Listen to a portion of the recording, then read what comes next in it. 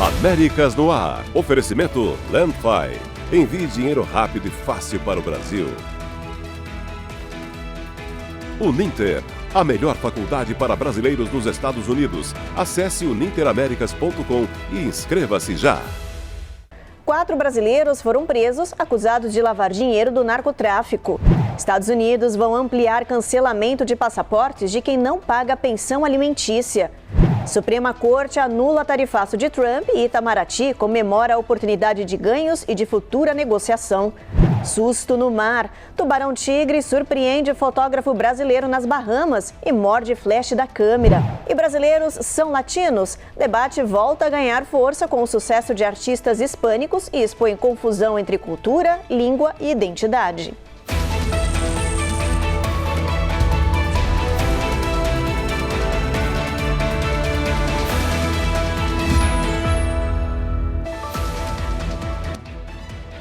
Olá, o Jornal Américas no Ar está começando.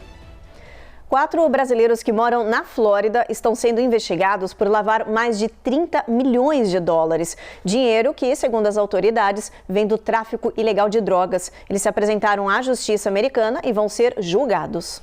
A polícia disse que os 4 brasileiros atuavam como facilitadores de quadrilhas de narcotráfico. Eles eram responsáveis por depositar grandes quantias de dinheiro vivo em diferentes bancos americanos de forma fracionada, para não chamar a atenção.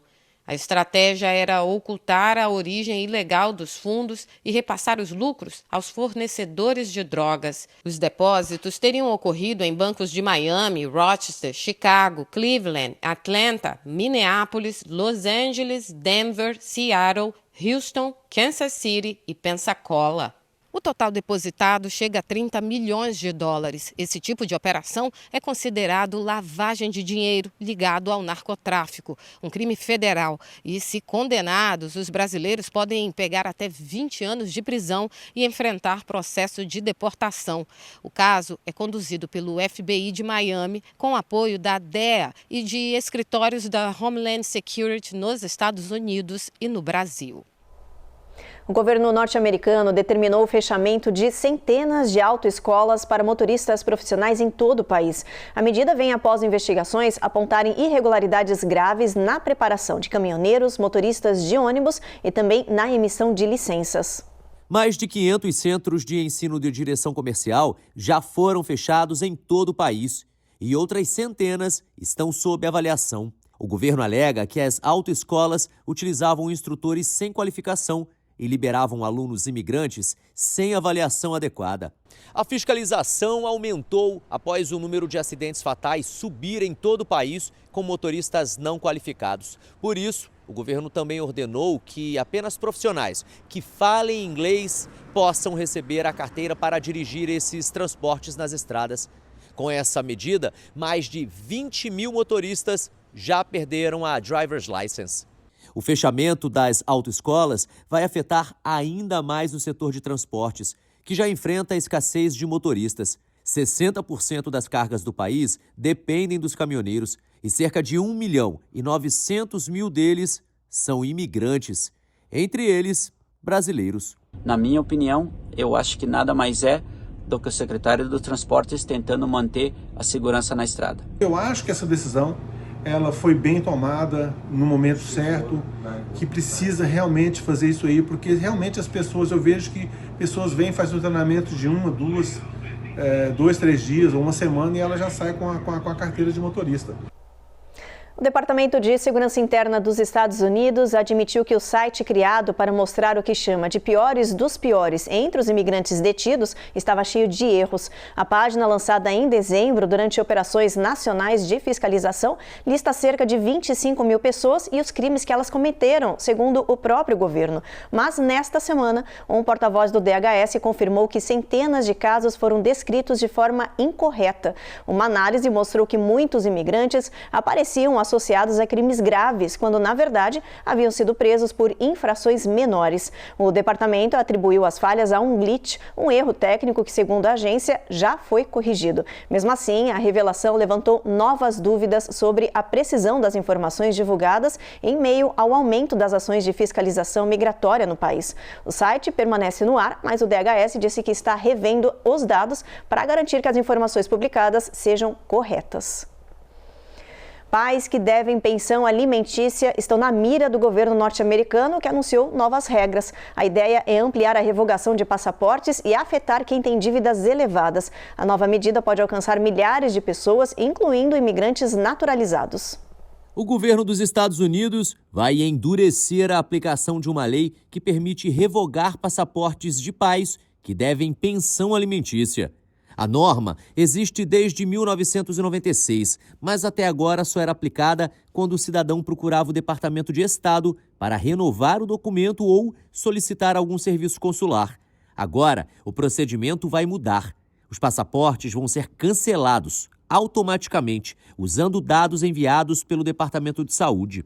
A medida ainda não foi anunciada publicamente, mas já está em preparação. O primeiro grupo a ser atingido será o de pais que devem mais de $100 mil em manutenção infantil. Menos de 500 pessoas estão nesse patamar, incluindo imigrantes naturalizados, de diferentes nacionalidades. Desde que o programa foi criado, na década de 90, já foram recuperados $621 milhões em pagamentos atrasados, incluindo casos individuais de mais de $300 mil. No próximo bloco, Suprema Corte anula tarifaço e diz que o presidente excedeu poderes. Essa decisão foi comemorada pelo Itamaraty, que vê oportunidade de ganhos de exportação e de negociação com Trump.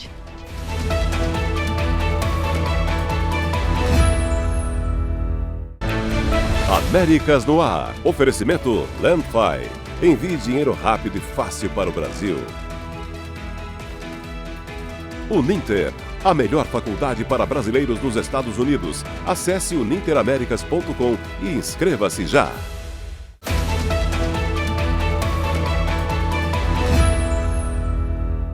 Em Washington, D.C., a Suprema Corte americana derrubou as polêmicas tarifas de importação que foram impostas por Trump a países parceiros. A corte considerou as medidas ilegais e disse que o presidente extrapolou sua autoridade. A decisão, claro, irritou Trump, que, em resposta, anunciou outro instrumento legal para impor taxa global de 10%. Os detalhes com Matias Brotero.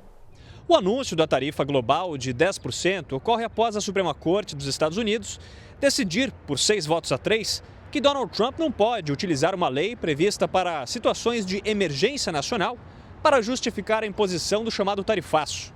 Trump classificou a decisão da corte como profundamente decepcionante e afirmou que a justiça teria sido influenciada por interesses estrangeiros. O presidente disse ainda que pode recorrer a outro instrumento legal, a seção 301, que permite a abertura de investigações sobre práticas comerciais desleais, o que pode resultar na imposição de novas tarifas. O Brasil já é alvo de uma investigação com base nessa norma. Trump também destacou que existem alternativas para ampliar a arrecadação federal, sinalizando a possibilidade de novas tarifas para aumentar as receitas. Com a decisão da Suprema Corte, todas as tarifas sobre produtos brasileiros impostas com base na lei questionada devem ser suspensas. Ainda assim, alguns itens, como os produtos siderúrgicos, continuam sujeitos a tributos que usam outras leis para ficarem em vigor. Analistas avaliam que a ordem executiva, que deve ser publicada nesta sexta-feira, pode incluir exceções, como foi feito pela Casa Branca em anúncios anteriores. De Washington, D.C., Matias Brotero para o Américas no Ar.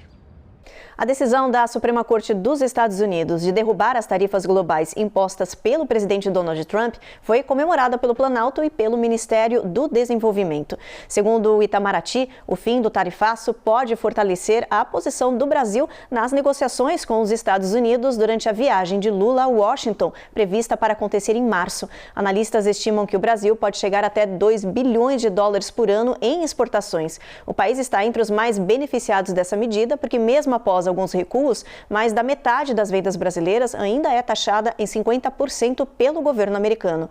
Lula e Trump já sinalizaram interesse em avançar em acordos sobre minerais críticos e terras raras. Especialistas dizem que sem as tarifas como arma de pressão, Trump perde poder aí de negociação, mas o Planalto admite que Lula ainda vai ter que fazer concessões para fechar algum tipo de acordo. E um banner gigante do presidente Donald Trump foi instalado na fachada do Departamento de Justiça em Washington, D.C. A imagem em tons de azul traz o slogan Make America Safe Again. Banners semelhantes com a imagem de Trump também foram exibidos recentemente nos departamentos do Trabalho e também da Agricultura. A instalação do painel em pleno centro da capital norte-americana voltou a chamar a atenção para o clima político em Washington. O presidente Donald Trump deu 15 dias para o Irã acertar um acordo nuclear com os Estados Unidos sob ameaça de sérias consequências. O presidente americano avalia um ataque limitado no país persa. A presença militar americana no Oriente Médio irá se acentuar nos próximos dias. O navio porta-aviões USS Gerald Ford entrou nesta sexta-feira no mar Mediterrâneo e chegará em até uma semana à costa israelense. Ao contrário do porta-aviões USS Abraham Lincoln, que está posicionado no Oceano Índico, ao sul do Irã, este segundo navio atuará no Mediterrâneo. O objetivo, segundo fontes militares, é abrir uma nova frente de pressão voltada ao oeste iraniano. Além disso, em um eventual conflito, a embarcação teria papel importante na interceptação de mísseis lançados contra bases americanas e cidades de Israel. Hoje, Donald Trump confirmou que considera lançar ataques limitados contra o Irã. A ofensiva atingiria apenas alguns alvos do governo e do exército iraniano, com o objetivo de forçar o regime a aceitar os termos das negociações. Em um evento do Conselho de Paz em Washington, Trump disse que o Irã tem de 10 a 15 dias para chegar a um acordo nuclear. Caso contrário, coisas muito ruins irão acontecer, disse o republicano. De Tel Aviv, Vitor La Regina para o Américas no Ar. A seguir, entenda quem pode participar de novo programa federal que poupa dinheiro para o futuro das crianças, chamado Trump Account. E veja também violência no metrô de Boston, em Massachusetts, onde existe uma grande comunidade brasileira, preocupa moradores.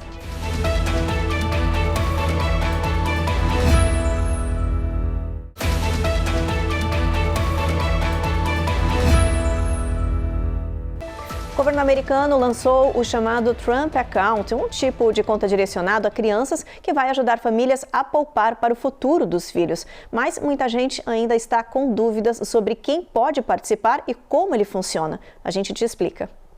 Este ano, as famílias americanas ganharam uma nova opção para guardar dinheiro para o futuro dos filhos. São as contas 530A, mais conhecidas como Trump Accounts. Para abrir uma conta, a criança precisa ter menos de 18 anos, ser cidadã americana e ter um número válido de Seguridade Social. Segundo especialistas, o primeiro passo começa agora, nesta temporada de imposto de renda. O analista Stephen Cates diz que os pais precisam preencher o formulário 4547 ao declarar o imposto de renda, informando ao IRS que pretende abrir a conta. File Form 4547 on their taxes when they file this year. That is going to basically tell the IRS that you plan to or want to open this account. Crianças nascidas entre 1º de janeiro de 2025 e 31 de dezembro de 2028 vão receber uma contribuição única de $1.000 do governo federal, que em 18 anos pode triplicar ou quadriplicar e atingir até $4.000. $1,000 over 18 years could easily grow to $3,000 or $4,000. E se seu filho não nasceu nesse período, não se preocupe. O diretor global das estratégias de investimento da Vanguard, Joel Dixon, explica que milhões de crianças são elegíveis para abrir o Trump Account. A diferença é que elas não vão receber os $1.000 do governo. Mas Joel diz que os menores podem receber dinheiro de doação ou contribuição de várias fontes que não sejam a família, como amigos, empregadores, estados, organizações e filântropos. in forms of contributions from sources other than their families. Para os especialistas, a melhor estratégia é combinar a Trump Account com outros tipos de investimentos, como os planos 529, e assim garantir um futuro melhor às crianças. O governo ainda não detalhou todas as regras, mas já se sabe que esse dinheiro da conta vai ser liberado quando a criança atingir a maioridade. Tem boa notícia para quem sonha com a casa própria. As taxas de hipoteca caíram ao menor nível em mais de 3 anos. E essa queda pode baratear o financiamento e também animar muita gente a voltar a procurar imóveis aqui no país. Depois de meses de alta, o mercado imobiliário finalmente ganhou um fôlego.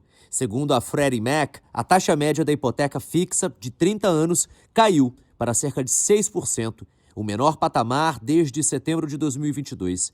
Isso significa um valor menor da parcela do mortgage e centenas de dólares de volta no bolso do comprador. Para os especialistas, essa redução da taxa de hipoteca vai ter efeito psicológico na população e também ajudar a empurrar os compradores de volta ao mercado, movimentando assim a economia e o setor. Os analistas dizem que se as taxas continuarem nesse ritmo, o mercado pode ganhar força já na primavera.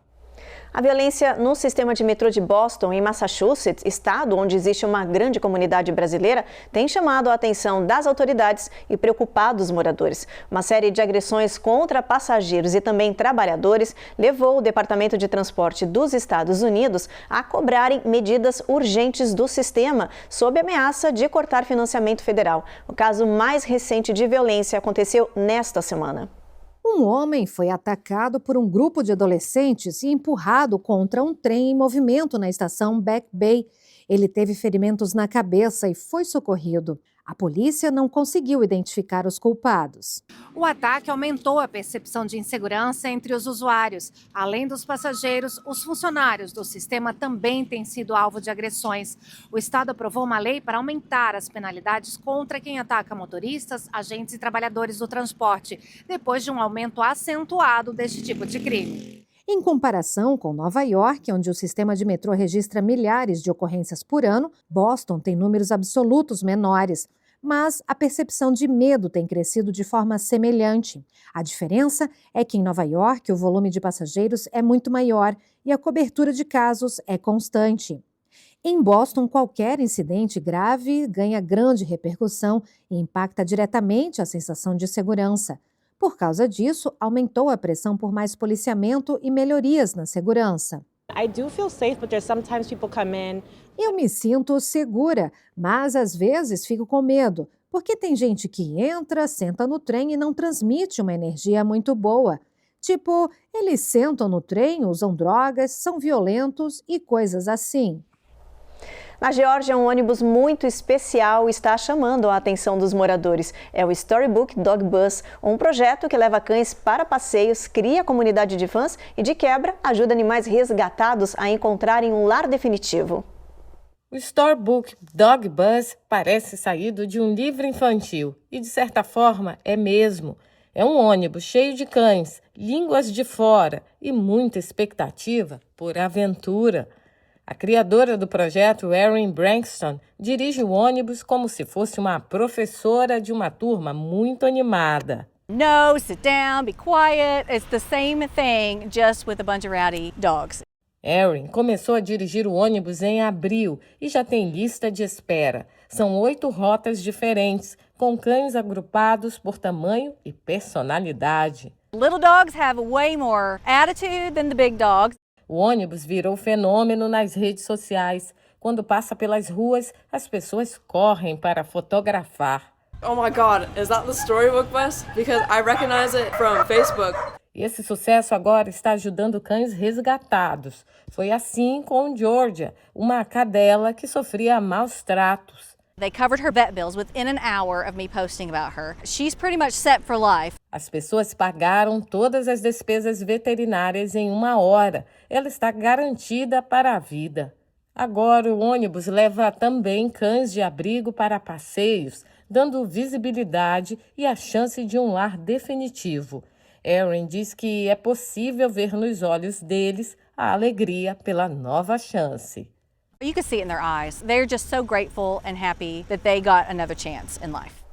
No próximo bloco, susto no mar. Tubarão-tigre surpreende o fotógrafo brasileiro nas Bahamas e morde flash da câmera. E ainda, brasileiros são latinos. Debate ganha força com o sucesso de artistas hispânicos e expõe confusão entre cultura, língua e identidade.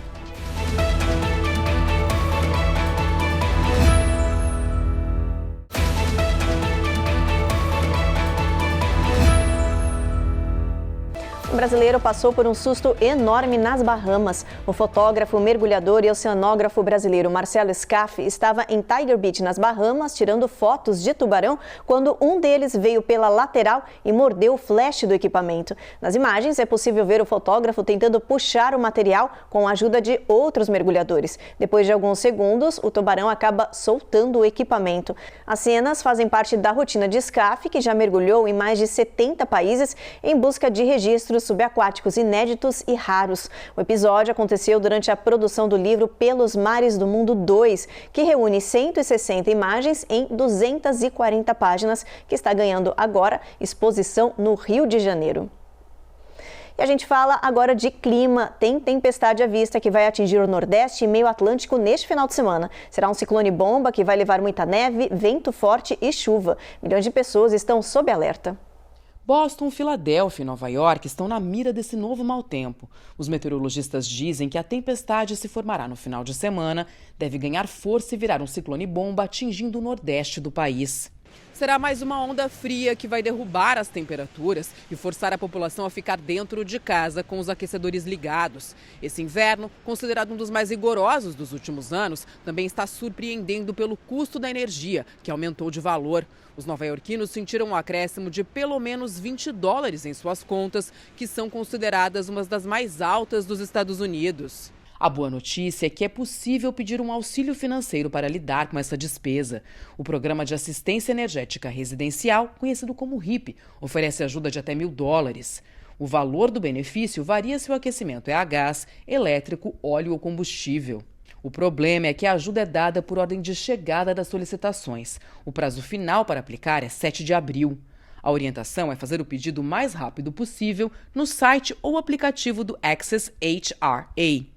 Hora da previsão do clima, vamos dar uma olhadinha na nossa tabela, ver como é que vai estar o tempo no final de semana. Boston, a gente tem neve em mínima de 25, máxima de 34. Vai fazer sol em Nova York e Washington é mínima de 36, máxima de 54. Atlanta, a gente tem tempo nublado com um pouquinho de chuva ao longo do dia, mínima de 41, máxima de 67. Em Flórida, em toda a região, a gente vai ter sol, mínima de 67 em Miami, máxima de 80.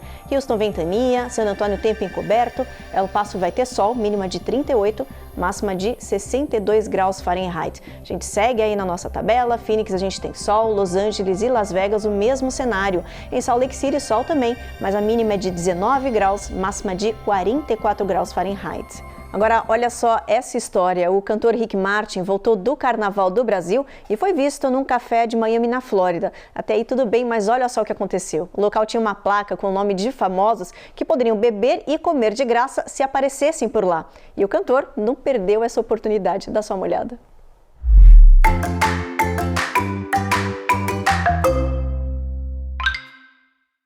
Ei! Que casualidade!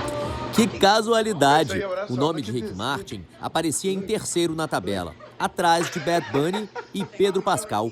Os funcionários ficaram sem palavras. Rick Martin acabou causando alvoroço na cafeteria. Não se sabe se ele pagou a conta ou se realmente ganhou uma bebida de graça. O cantor postou o vídeo nas redes sociais e o local agora virou alvo de turistas. Com os latinos em alta nas redes sociais, especialmente depois do show do Bad Bunny no Super Bowl, uma pergunta antiga voltou a circular. Afinal, o brasileiro se considera ou não latino? Olha, parece fácil essa resposta, mas ela envolve história, geografia, cultura pop e muita confusão. A reportagem é da Carla Marinho. No mapa, o Brasil faz parte da América Latina e na história tem muito em comum com os vizinhos. Colonização europeia, desigualdade, lutas por democracia. Mas na vida real, muitos brasileiros não se veem como latinos. Pesquisas mostram que só 4% dos brasileiros se identificam como latino-americanos. A maioria se define simplesmente como brasileiro, uma categoria diferente. E o motivo é simples. A ideia de latino foi popularizada como quem fala espanhol, muito por Hollywood, das premiações de música, campanhas de publicidade e muito mais. Nos Estados Unidos, isso fica bem evidente. O censo define como latino quem tem origem hispânica e o português fica de fora. Por isso, nos formulários, as opções são limitadas: latino não hispânico ou outra raça. O americano por si só vê tudo como latino, hispano, é tudo um grupo, de modo geral. E a gente, certamente, como brasileiro, a gente não se vê, né? Porque são aspectos socioculturais, eles são realmente diferentes. Na prática, isso gera situações curiosas. Por ser um povo misturado, tem brasileiro tratado como latino, outros como branco europeu e por aí vai. Só que no papel, os brasileiros continuam no limbo, situação que pode começar a mudar já no próximo censo americano. No questionário do censo, você então responda que você sim é de outro, né? E aí coloque brasileiro. A gente talvez não se enquadre muito nessa raça e etnia, né, que eles enquadram, mas a gente agora tem a oportunidade de nos identificar como um grupo especial. Bom, tá aí a matéria e fica então a pergunta: você se considera ou não latino? O Jornal Américas no Ar termina agora. A gente agradece a sua companhia e te espera novamente na próxima edição. Até lá!